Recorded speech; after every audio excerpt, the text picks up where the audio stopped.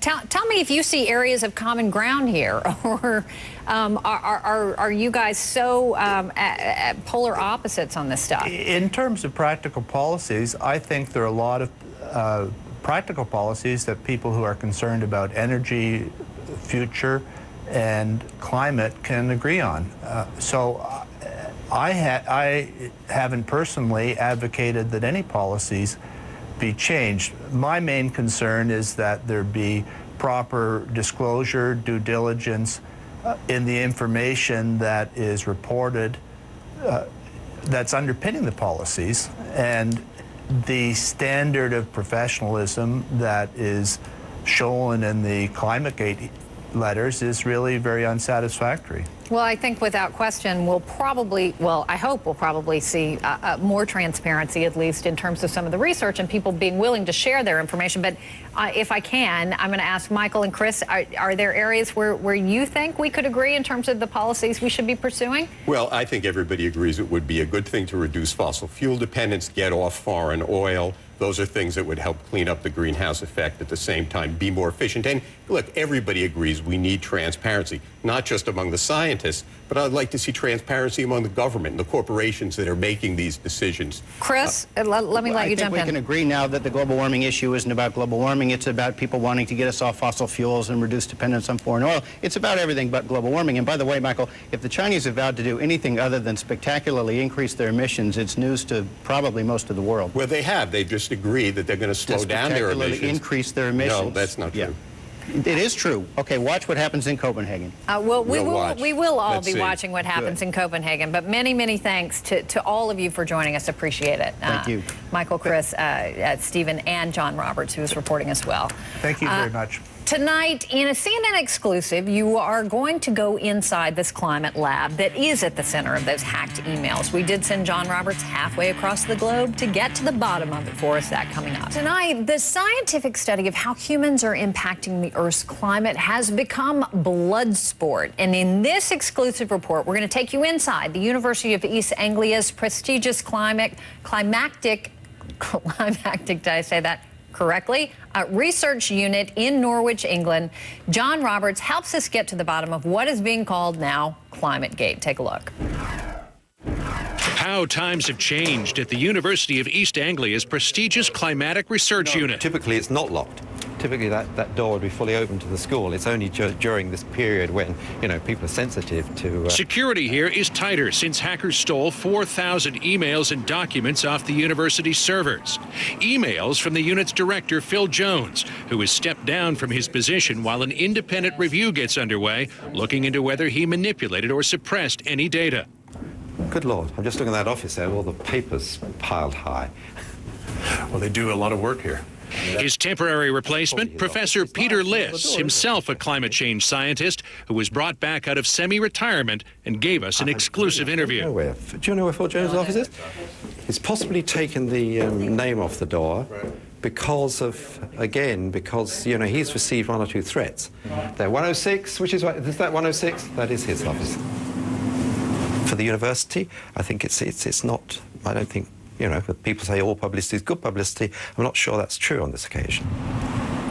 As far as Crew's concerned, clearly it's pretty upsetting to get that publicity, much of which is negative. I think wrongly negative, but that's how it is. And so, of course, it's difficult, upsetting for some people, particularly those whose data, whose workup of the data is being questioned. The work that Phil Jones and the Climatic Research Unit are probably most famous for is the global temperature record, a look back at the history of Earth's temperature over the past 2,000 years, painstakingly recreated by looking at things like tree rings and, in more modern times, thermometer readings. It's widely used around the world by scientists and policymakers and will figure prominently at the Copenhagen summit as people debate whether there is global warming, whether it's man-made, and what to do about it. Professor Jones and the center's other chief scientist, Keith Briffa, are significant contributors to the United Nations Intergovernmental Panel on Climate Change, taken to be the gold standard of global warming research. One reason why skeptics are pushing so hard on these emails. In one, Jones writes about his efforts to hang on to data two critical scientists want to see.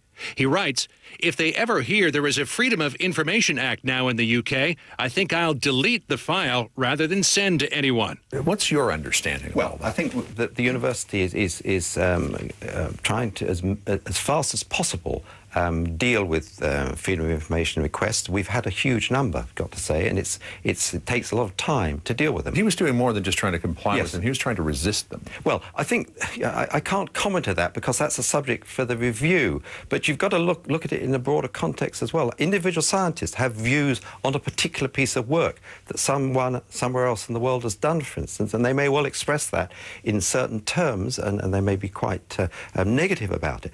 That doesn't mean that work is hidden. In a statement, Professor Jones says, well, some of the emails may not exactly read well, but he does insist, Campbell, that the science is sound and, as importantly, honest. And John, I know you went on quite a quest yourself in search of Professor Jones, and just give us your sense of his state of mind after all of this has happened. I mean, I know he's a bit of a nervous wreck given the way this has played out. What did you learn from him? Difficult to know exactly what his state of mind is, Campbell, because I didn't ever get a chance to catch up with him, even though we looked up every Phil Jones in the Norwich, England phone book and went and knocked on the doors. I can only tell you what other people have said. Professor Liss says that he's obviously disappointed by what has happened. It's quite a blow to him. This was, as we said, his life's work. But he said that he continues to work, though we didn't see him come into the climatic research unit today. Another person I talked to at the university said that he is so distraught by what has happened here on the eve of the Copenhagen Climate Conference, what should have been the highest point of his life, with all his research being used in these papers, instead turns into the worst time of life, that it's actually made him physically ill. And Michael Mann, I know you also spoke to him today, whose emails were part of this. What did he tell you? He didn't tell me much about Phil Jones' state of mind, because I don't think that he has talked to him in the last few days. I know he's been in contact with people close to him. But again, he insisted that the science is sound here. The skeptics will say that this is all a crock, that this pulls the underpinnings out of the global climate change research community.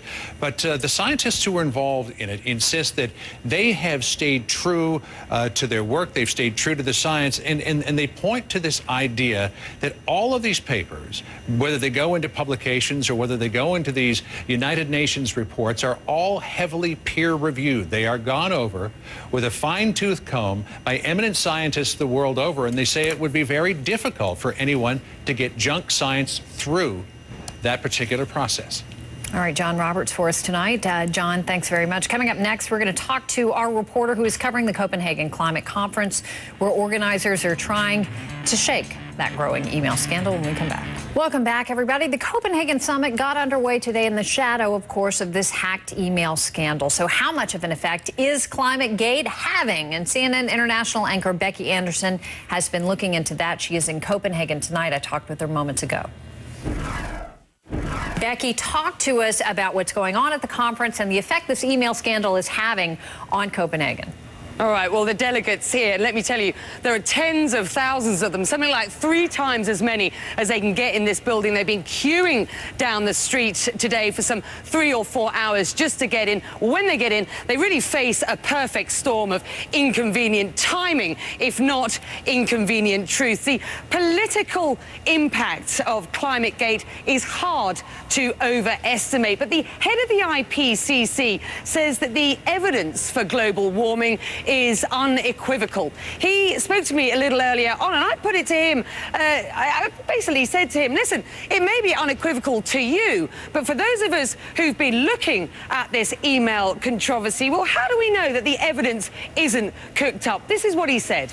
Even these emails which were stolen and hacked into at the University of East Anglia, whatever publication was being referred to in those emails, in terms of a desire to leave them out, actually found their way into the 4th assessment report.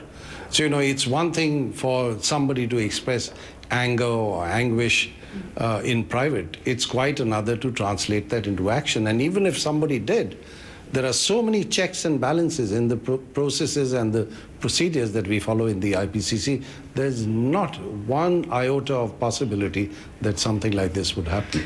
How then, though, do you explain the language in those emails?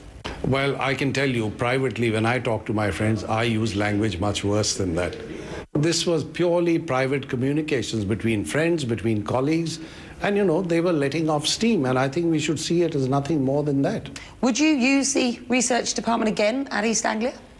Well, why not? I mean, if they are qualified in professional terms, I certainly would. I don't see any reason why they should be excluded. It seems to be calming down here. It was big when we got here today, but as it moves through the week, I think this summit will begin to leave that controversy behind and begin to really concentrate on the matter at hand. And that is getting a legally binding deal at some point on a climate treaty. The head of the UN summit here told me he didn't think he'd get that legally binding deal here, although he did say he'll get a political deal. Campbell?